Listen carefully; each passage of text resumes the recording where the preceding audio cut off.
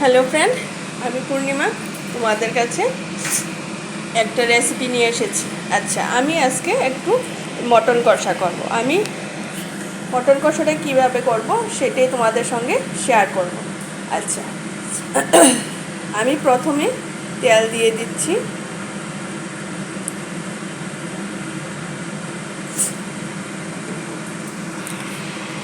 আমি ছোটো ছোটো 3টে আলু দেব। তার জন্য অনেকে মটন কষার মধ্যে আমি সবসময় আলু দেই না, আজকে একটু আলু দেব। শীতের দিনের আলু খেতে খুব ভালো লাগে। আচ্ছা, আলুগুলোকে আমি একটু ফ্রাই করে নেব।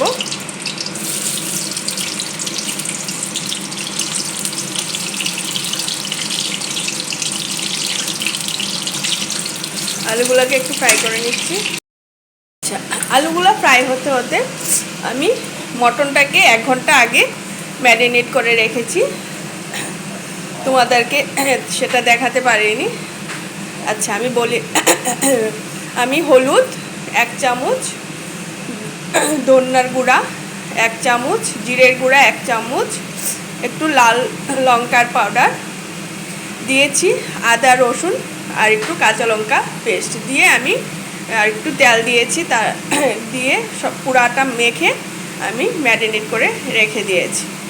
আচ্ছা, আমার আলু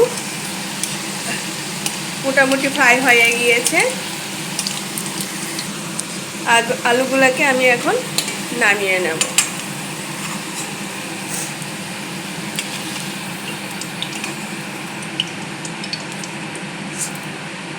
আমি আর তেল দেব না, দিয়ে দেব কোচানো পেঁয়াজ।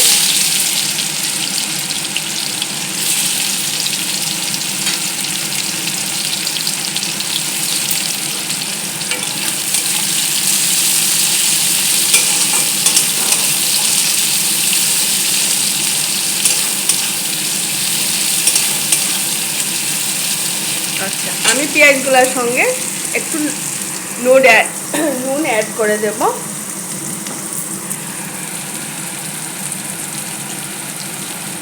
পেঁয়াজটা তাড়াতাড়ি ভাজি হয়ে যাবে।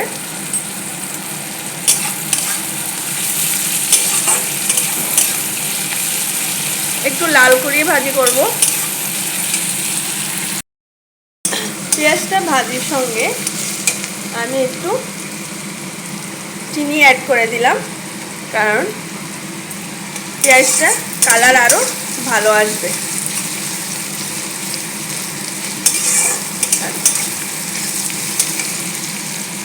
আমি এখানে 3 চামচের মতন টক দই নিয়েছি। তার সঙ্গে আমি একটা মশলা পেস্ট করেছি, সেই মশলাটা আমি এটার সঙ্গে অ্যাড করে দেব। সেই মশলাটা দিয়েছি 1 চামচ গোটা জিরে, 1 চামচ গোটা ধনে, 4-5টা লবঙ্গ, একটা দারচিনি, 3টে এলাচ, আর দিয়েছি কয়েকটা গোলমরিচ, আর দিয়েছি 4 থেকে 5টা শুকনো লঙ্কা। আমি সবগুলা একটু ফ্রাই করে নিয়ে আমি একটা মশলা বানিয়ে নিয়েছি। আচ্ছা, আমি এটা কখন অ্যাড দেব সেটা তোমাদের সঙ্গে শেয়ার করব। আচ্ছা, পেঁয়াজটা ভাজি আরও লাল করে একটু ফ্রাই করে নেব। দেখুন পেঁয়াজটা কতটা সুন্দর এসেছে। আচ্ছা, তার সঙ্গে আমি দিয়ে দেব সামান্য একটু লবণ। আমি আর লবণ অ্যাড করব না।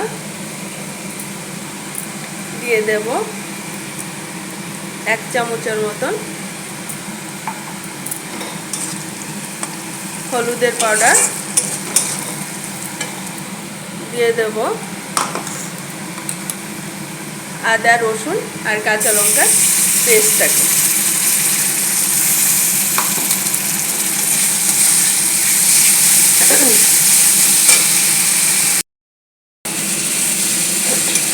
মশলাটা আমার ভাজি হয়ে গিয়েছে। এখন আমি একটু তেজপাতা দিয়ে দেব।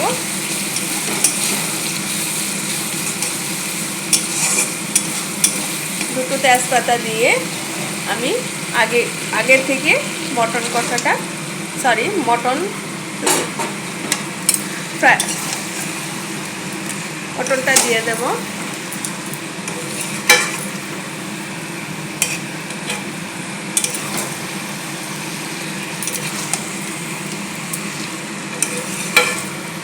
এখন আমি মটনটাকে ঢেকে দেব। আচ্ছা, আমি ঢাকনাটা তুলে নেব।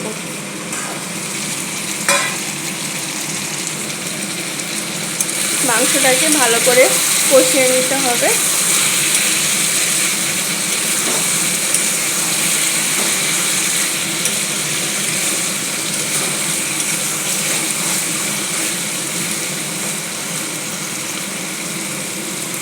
আবারও ঢাকনা দিয়ে দেব।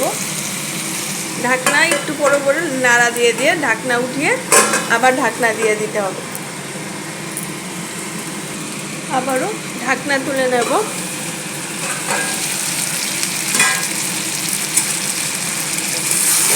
ভালো করে এটাকে কষিয়ে নেব।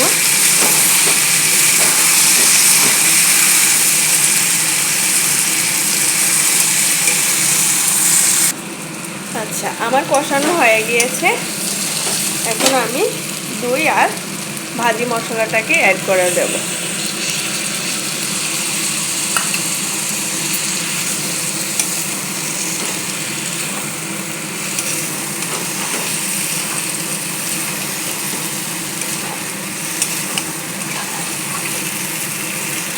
দিয়ে সামান্য একটু জল দিয়ে আবারও ঢেকে দেব।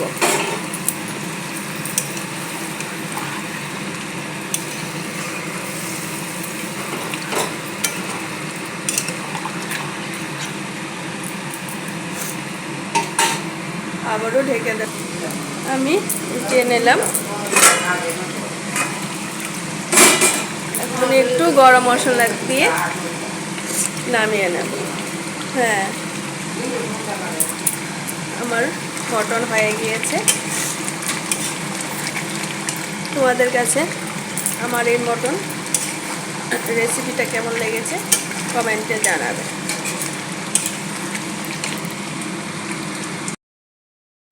মটন কষা করেছি, বাসন্তী পোলাও করেছি, তার সঙ্গে স্যালাড, শসা দিয়েছি, পেঁয়াজ আর পাঁপড়। তোমাদের কাছে কেমন লেগেছে আমাকে জানাবে।